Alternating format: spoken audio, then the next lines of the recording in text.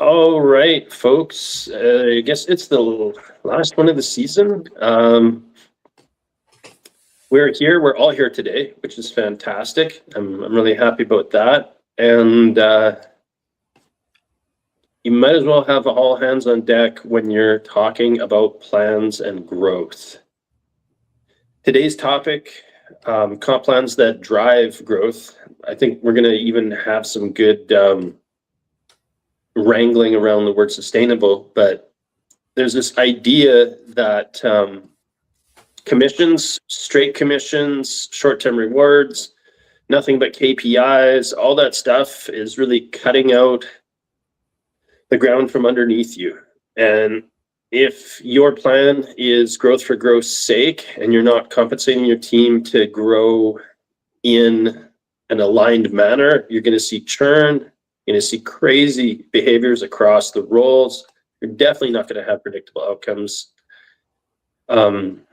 We touch on this all the time about how a lot of people will say, oh, we have data, but it's the wrong things that are being measured. I mean, congratulations for measuring something. Right. Today, we're here to talk about putting together compensation structures that incentivize growth across the entire organization, that make every team member matter, that have bonuses that are based on future outcomes, not the numbers you hit today. So I think we'll pick apart the downside of volume-only incentives, how to reward customers for their lifetime value, structuring hybrid compensation patterns, and how to put bonuses together and defer payouts in a way that make people play the long game. So who wants to start wrestling with this beast? Oh, I love the dopamine. I love that. Let's start with a little bit of neuroanatomy, right? Like, if you give somebody a 2 or 3% raise, or even a 5% raise, how long does that last? As long as a cookie. As long as a cookie. If instead you gave people performance incentives so they could get a cookie at the end of every month. Here's $500. Here's $500. Here's $500, right? And every time they accomplished a milestone within their goal, they got a cookie. What's the burn on that dopamine over time? And here's the magical surprise that makes the finance people happy. That doesn't compound like a salary increase does. Right. So some balance of both, right? Incentives aligned with performance, not just end of the year disappointment. Sorry, we can only give you 1.5%, even though inflation was 6 or 7, right? You can cure all that if you take a more innovative approach to how you compensate people. Curious what you think about that, Zach. I completely agree.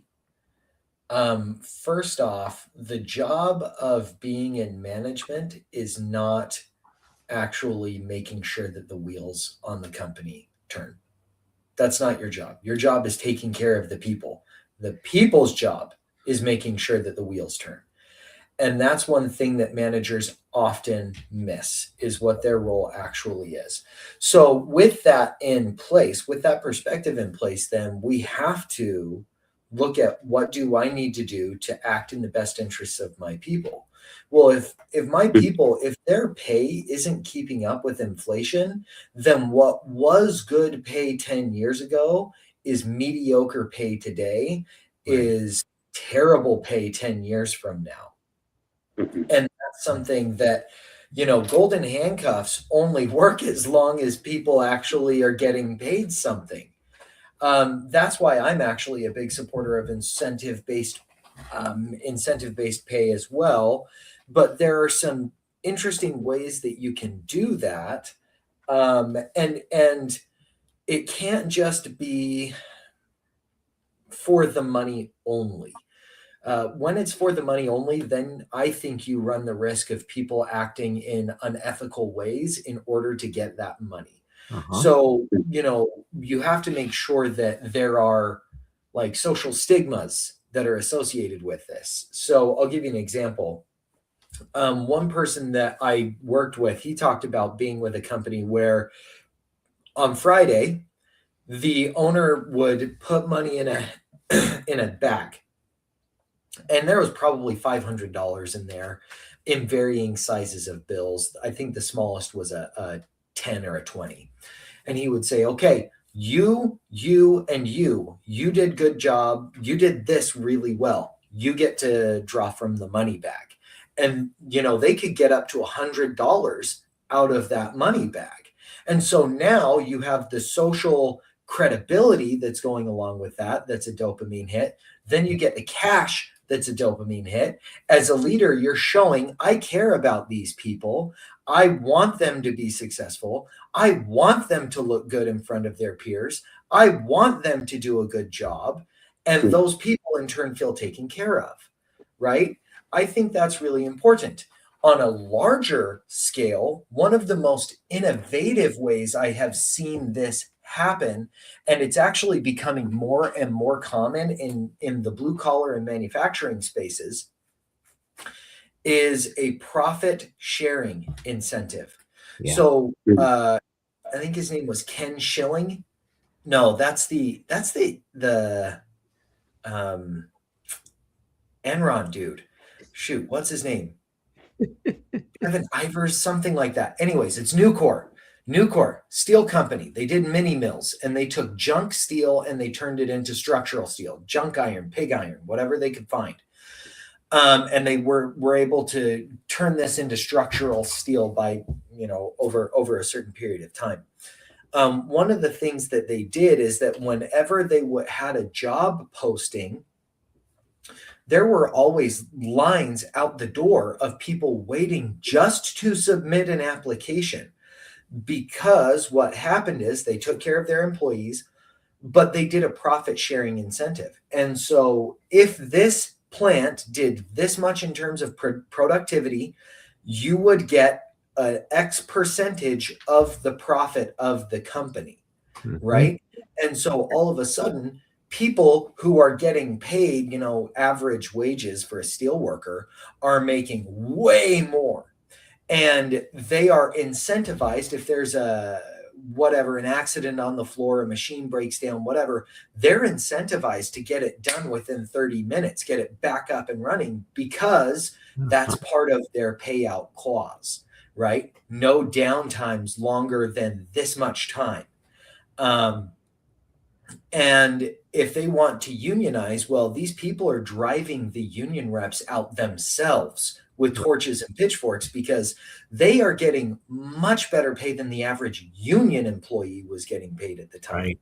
Right? And so it's like, if you want to solve your hiring problems, your productivity problems, your quality problems, all of this stuff, all you have to do as a business owner is stop being so damned greedy.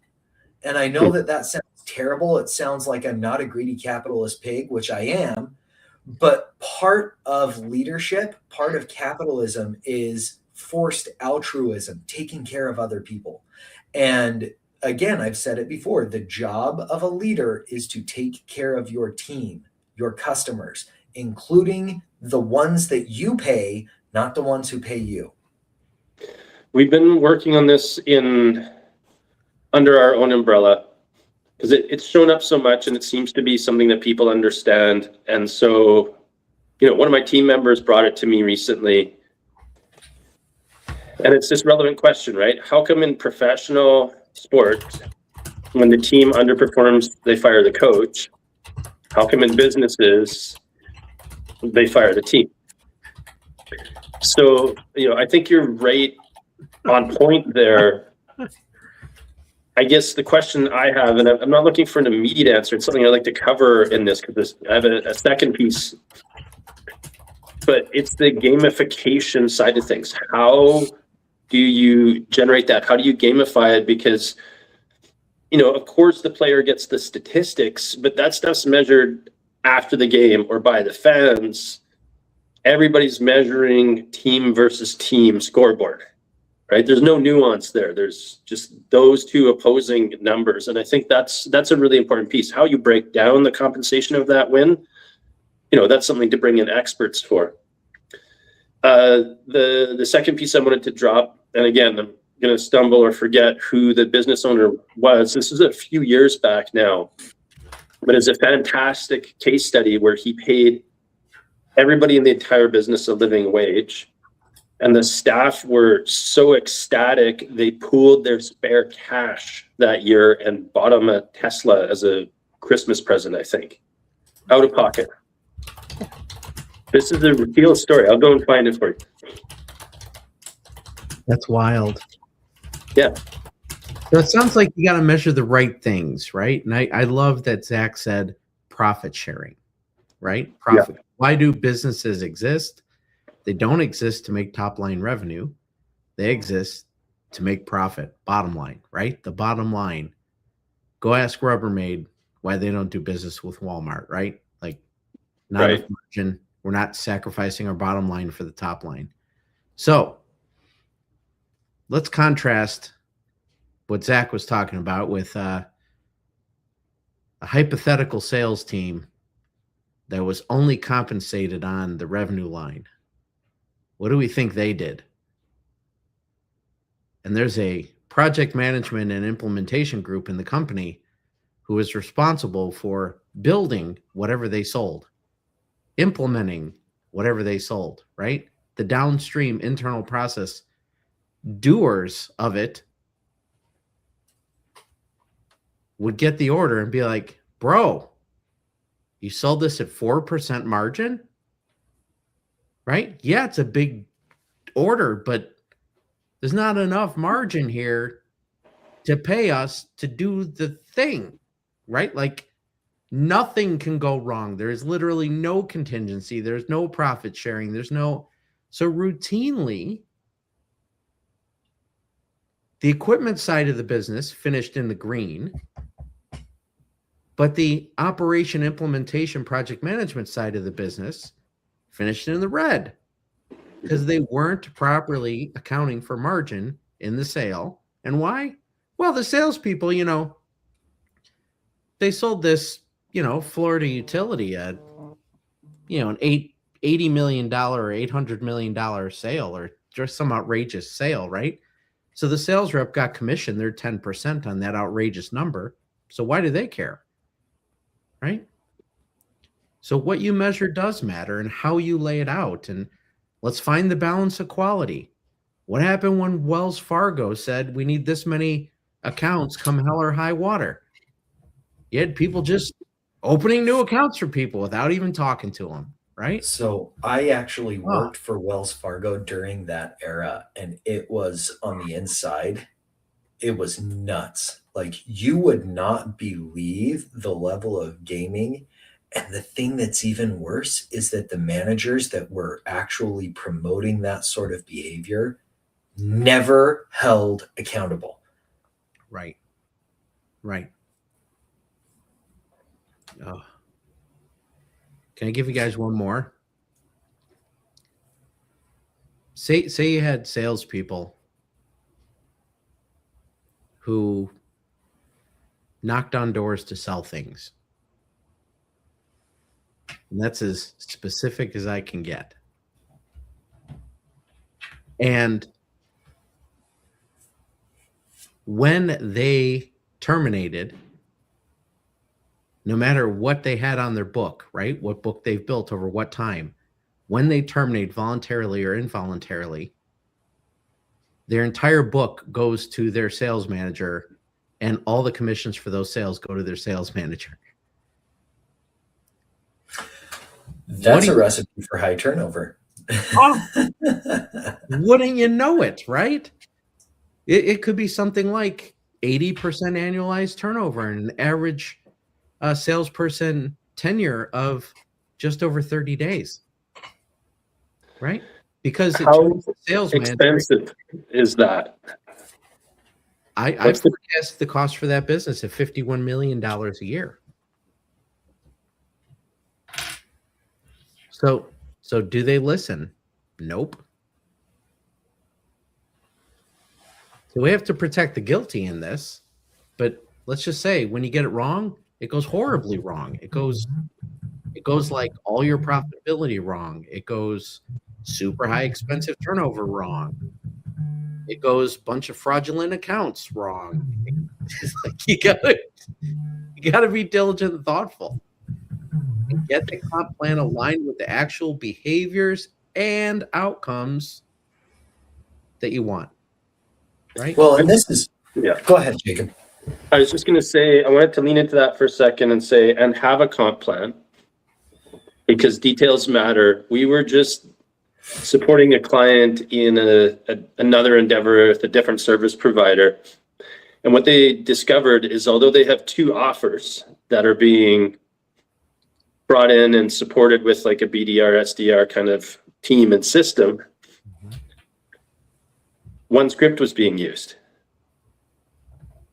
because their job was hit the numbers, not do a great job. A little compensation for a great job might have caused somebody to go, you know, these are two separate lead sources and two separate offers, yet we're using the same script to qualify them. Because, you know, the experience of the client is that he's supposed to have these hand-picked, hand-delivered, high-qualified leads, and they were nothing but that in one of those cases, obviously. Yeah. And to me, this is like what we're talking about. If you boil it down to its lowest common denominators, is just people not thinking through the sales process and the consequences of it. Because what we're really talking about is like, if you want a solid sales process, you have to incentivize your sales team, but you have to make sure that you're thinking about the negative externalities. That's right. Like what you talked about, Rob, and like what you talked about, Jacob. And I don't know if you guys have heard about the rat infestation in Saigon in the 1890s, where a French provisional governor decided there were too many rats in the sewers.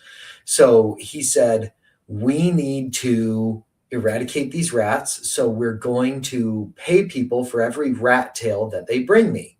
Right. Well, wouldn't you know it, people started cutting tails off of rats and then re-releasing the rats into the sewers and farming rats for their tails so that they could get money, right? And it's like these negative externalities that people don't think through. Or you get things like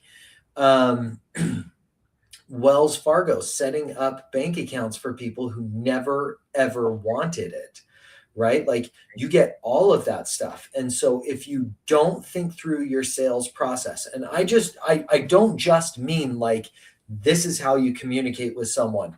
This is Right. what the meeting should look like. This is what our salespeople should present themselves as. I mean, every aspect, 360 degrees, you know, you have to think through all angles on this, because it will impact things, and it will impact more than just your sales. It's going to impact your retention. It's going to impact your operations, like you talked about, right? So if I'm selling a product and I'm being incentivized based off of top line revenue, then I'm going to sell whatever I can to anything that's got a pulse, right? Because I want to juice up those top line numbers. Well, that means that my retention is going to go through the roof, which means that my employee retention is probably going to go through the roof, or through the floor, right? My employee turnover is going to go through the roof. And all of a sudden I have all of these additional associated costs because my sales team was misincentivized in the beginning, right? And so you have to think through all of these aspects of your sales process, because a business is just like a body. You cannot stop the heart from beating and then expect that the rest of the body will be okay. That is such a brilliant way of looking at it, and such clear examples of measuring the wrong data. Yep. Right? Because it's easy to get those scratches on the wall, 1, 2, 3, 4, 5 of the rat tails. But, you know, at what cost, I think, is the important thing. Yeah. It's funny, I was meeting with somebody the other day about this, and their company does these brand updates or turnarounds, and like they're reasonably priced for what they are, but probably expensive to most. But the ironic part was how detailed people will be about like, is this exactly the right color of logo, right? Does my website look this way? And not put that detail and being that meticulous about these processes that you're talking about, right? It's okay to be fascinated with the nuances, but yeah, I think it's wise to apply them absolutely everywhere instead of just selectively on like patina and color matching. Yeah, that's the superficial stuff, right? Like when people think about branding, to me, like branding is important, but branding is icing on the cake. Yep. And I'm going to get plenty of people who are professional brand marketers who are going to get super pissed off at me and say, it's the foundation of everything. It's like, well, I don't know if I agree with that. To me, it's like the colors that you use and all of that, like it does communicate something, but you know what communicates way more than that? Competency. And I think that is, you know, this superficial stuff is important. This high level, not superficial, but the higher level next phase sort of stuff is important, but it only matters once you've got the foundation in place. And that is the thing, like employee compensation and incentivization. And do we have our target audience keyed in? Do we know how to qualify them, to Jacob's point? Are we having these conversations? Because if I'm going to incentivize my sales team and have something that drives sustainable growth, then I sure as shooting need to be sure that I've got something that can actually bring in leads. Because if it can't bring in leads, then they're going to starve. And then they're going to mutiny. And then I'm going to be back in square one. Absolutely. One of the biggest concerns I have is the human condition. I think we just will go after the tangibles, the things that we think we can handle or manage. Yeah. Right. And look at paint chips all day long because we can make sense of it. I mean, a large portion of the population can't tell the difference between this or that, white or gray or whatever it is. But yeah, it takes a whole bunch of extra ontological effort to break down the, and then what, and then what, and then what. And that's, you know, probably why it starts off being missed. What's surprising to me is how long that can go on for. It has a relevant cousin that is often realized. This is kind of how I like to think of it. If you guys have ever worked with game developers, we talk about modalities, variables, currencies, balance, interplay, dependencies, those types of things. If you view the job market and compensation as a game, and then ask yourself, how do people beat this? How do they cheat it, right? Every human being human is going to try and game the system. So the system I'm putting together ought to have the fastest, easiest path to the end be the noble critical path, behaviorally and outcome-wise, that I want them to follow. If it's not, you're going to get something squirrely. You're going to get something wild, right? You're going to get fake accounts. You're going to get leaders laying off salespeople like they're disposable, right? Like you get all these aberrant behaviors because you didn't think diligently.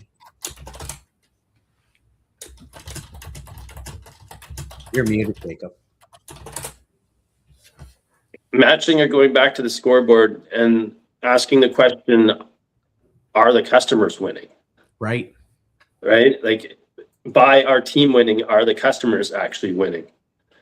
Because that's one of those classic scenarios. We'll start to solve the lead to conversion problem, find out that sales is actually a little bit more stuck or sluggish or not quite as competent as they thought. right? Now that the stuff that leads to them is cleaned up and the data is better, but people rarely want to acknowledge the attrition rate, which comes from maybe those leads shouldn't have been there and sold to in the first place, right? And so this stuff, like solving that, is such a significant way to remove friction from the company. It's like, put air in the tires. Like, don't worry about a new spoiler. Just put air in the tires. Well, and it has such far-reaching impact, right? Something as simple as brushing your teeth and flossing your teeth every single day can dramatically reduce the risk of heart disease, because there is a correlation between tartar buildup and plaque buildup in your heart. But what they found is that people who clean their teeth regularly have reduced risk of heart disease. And it's the same thing in a business, right? Something as simple as like making sure that you have a solid compensation plan, you're clear on who your ICP is, you're clear on how they find you, you're clear on the language that they use. That matters. And that has an outsized impact, because once you get that problem solved, it bleeds into your customer attrition. It bleeds into your product. It bleeds into your marketing effectiveness. And that all impacts your profitability, because if you're doing the same amount of work or greater amount of work with if you're doing a greater amount of work with the same amount of resources, you're more profitable. And if you're getting people off of the customer roles who are just, they're bad customers because you were targeting improperly, you were selling improperly, your sales team was incentivized improperly, then all of a sudden your profit margins are going to go up. It's astounding, but it works. And that's the kind of thing that businesses, frankly, they don't spend enough time focusing on, because business owners are too busy. It's a lot of work to figure this stuff out. And, that's why they need people like us, frankly, is to have those conversations, to get into the weeds, to solve these problems for them and see that interconnectedness that they can't see because they're just too close to the problem. Sometimes, yeah. And we come pre-fired, right? That's beautiful. Pre-fired, right? You don't have to have an uncomfortable conversation. I'll be gone in 90 days, right? You get to keep all the solutions. No big deal. Right? Consultants are nice in that way. Well, we don't have an ego that you have to stroke either, right? You don't have to tell your sales team lead he's the greatest thing since sliced bread. Right. I can tell him he sucks because maybe he does. But rest assured, I'll do it in a tactful way that will keep him around and keep him motivated to improve. Don't worry. But we are very beneficial in that way. Yeah. I was just thinking, like, what if corporate America paid more like the NFL? Mm-hmm. So there's a salary, right? Yep. And then there's like performance incentives based on position that you get paid for. That's individual outcomes. Mm-hmm. And then there's team outcomes. You go to the playoffs, you get this bonus, right? You go to the Super Bowl, you get this bonus. You win the Super Bowl, you get that bonus, right? Everyone gets the ring. Hashtag profit sharing, right? Trophy, right? All of it. But it's not only that. It's if you rush for this many yards, if you get this many catches, if you get this many tackles, it's positionally, behavioral, and performance incentives they get paid on that are properly aligned with the team outcome and the overall mission of the organization. And then if we win together, we all win together, right? Yeah. Like, let's go. What are the average differences between coaching and management salaries and player salaries, just out of curiosity? Well, in that system, the best players earn more than the coaches, right? Yeah. So I agree with this, but we have to tackle a problem here. And this is a cultural problem. It's not one that we're likely to shift or solve in this call here, but it's an educational problem. Uh-huh. And what we do in public school, and public school is an outdated modality, in my opinion, that's going to be outmoded by generative AI. But what we do is we teach kids, okay, this is how you get a job. This is how you do an interview. This is how you write a resume. And we make it seem like you take your resume and you're like Oliver Twist and you go up to the manager and you say, please, sir, may I have a job? And then the manager says, no! Or they say, yes. That's not how it's actually supposed to work. But what we've done is, in the minds of millions, hundreds of millions of people, we've made them believe they are powerless in this relationship. Mhm. So they cannot, in their minds, they don't believe that they can go and negotiate and say, hey, you know what? I'm actually willing to take a cut in my salary as long as I get the profit performance pay. I'm willing to take that risk, or I think I deserve more pay. And here's why. Like, we are not trained to believe that. Right. And we are trained that the employers have all the power. And that's just 100% factually incorrect. In the marketplace of employment, it is two people coming together for a negotiation. The person seeking employment has something that the employer needs, which is their time, money, expertise. Sometimes it's just a body to sit in a room. Whatever it is, you have something they need. On the employer side, you have something the employee needs, money. And that's your one bargaining chip.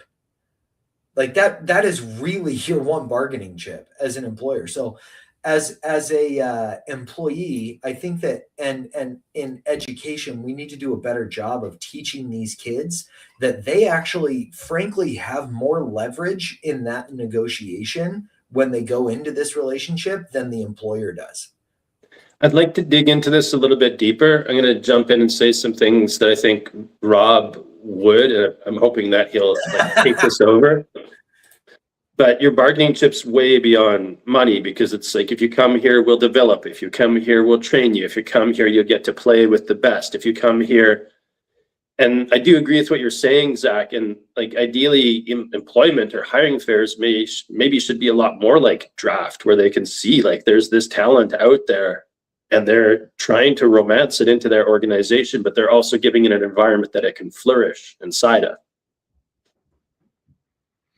Increasingly, right? You used to be able to skate by if you had only Gen X and boomers in there, right? That loyalty went a long way.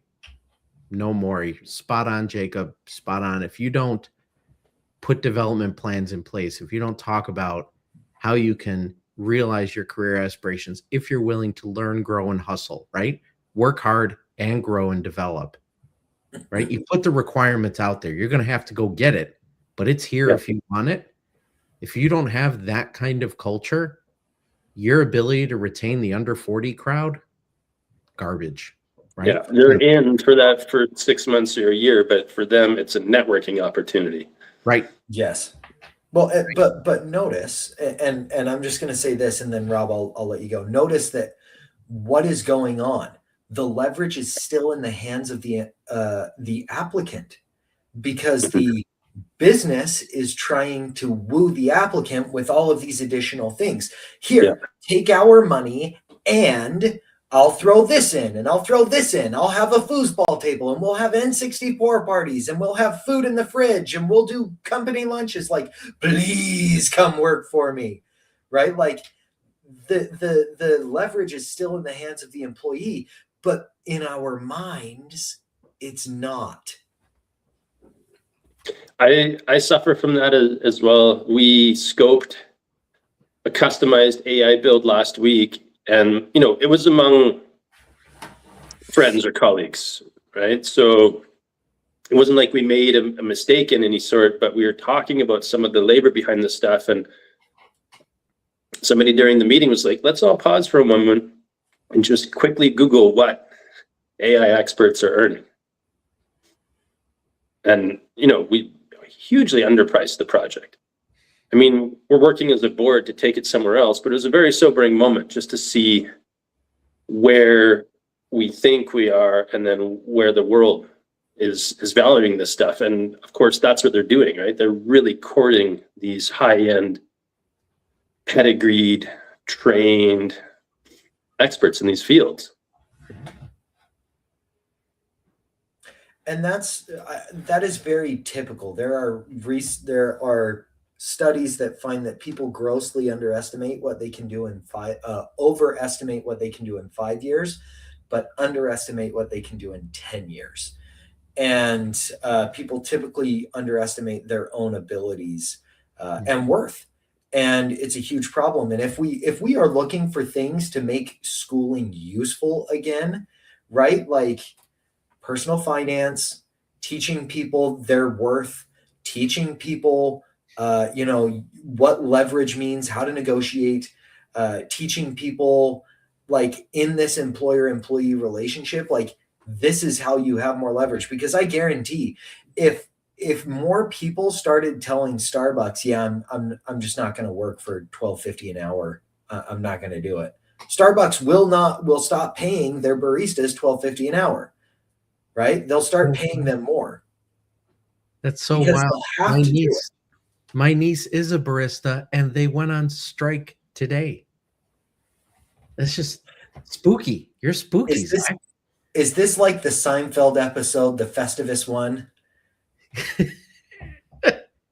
Where Kramer is making the bagels and then he goes back on strike because they won't allow him to celebrate obscure new holidays.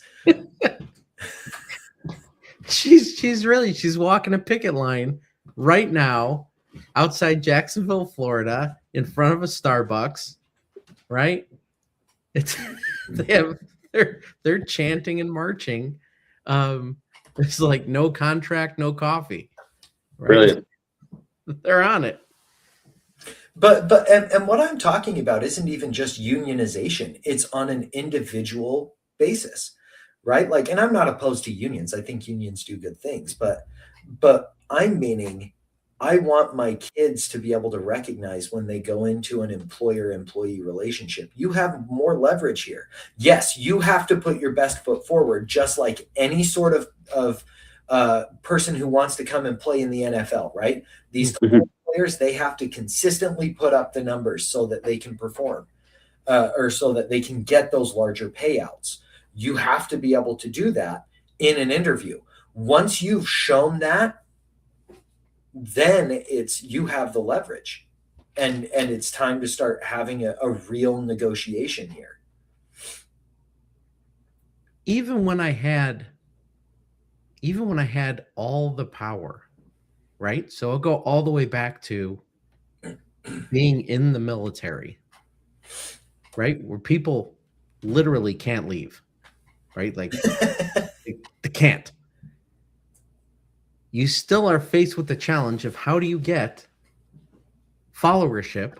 How do you lead people in a way, even though they're captive, that they're there willingly? You flip that switch from I'm a prisoner to, oh, this isn't so bad. I'm actually motivated. I'll go do the thing to a high level of quality and efficiency, right?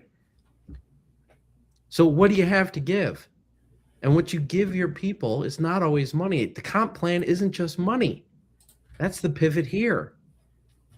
Every day when I ran the transition meeting to run night crew, I would say, I need a volunteer. And people were terrified. Because sometimes the volunteer was, I need you to go change a main gearbox and you're going to be here till 3 a.m, right? Handing a torque wrench around. It's going to be a miserable job. You'll be uncomfortable.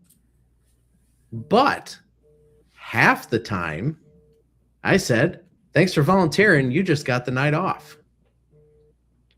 Now take a 20-year-old who just got married, who's active duty in the military, and give him a day off. That is so valuable, right? Part of their comp plan, when they're at work, were they loyal? Absolutely. So how you treat your people is part of their comp plan. That's ultimately the point I wanted to land. It'll actually cost you less money if you're not a jerk, right? You take care of people. Cheaper. Yeah. Maybe it's the don't be an asshole rule, right? Like humanistic servant leadership, situational leadership. Be good at your job, care about them as people. It strikes me that it strikes me that there are more people walking around being a dick who don't even realize that they're a dick in the moment that they're a dick. Right? Mhm. And so rate them. They ignore their cost of turnover. Yeah. Right? Well, we just need to pay the salespeople more. Maybe. Or the VP of sales is a complete tyrant, and that's really the cause of turnover. Maybe you could pay them the same and cycle that position out and pay less there and get actually more performance. Maybe that's a thing. And this is another reason why outside eyes are really, really helpful. A lot of times people are just too close to that problem to see the solution. Absolutely. They really cannot visualize that.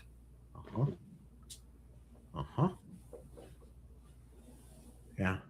Wild. I think we beat this horse to death. Yes. But gently and compassionately. Yeah. There's enough carnage. There's enough what not to do. There's enough horror stories, mostly protecting the guilty. Let's hopefully get people thinking more holistically, more economically, more like the game, right? Think like a criminal, right? If I was going to beat this, if I was going to game this, who's my most Machiavellian, nefarious? Let me put on that hat, right? And try and beat yourself at your own game and get this right. What would make me work? Why would I work? Right? What does the NFL do? Come on. Absolutely. Yeah. Awesome. Good stuff, guys. Absolutely. Thank you so much for your time and your insight, your wisdom. And we'll be back here in the new year to cover more of this and then some.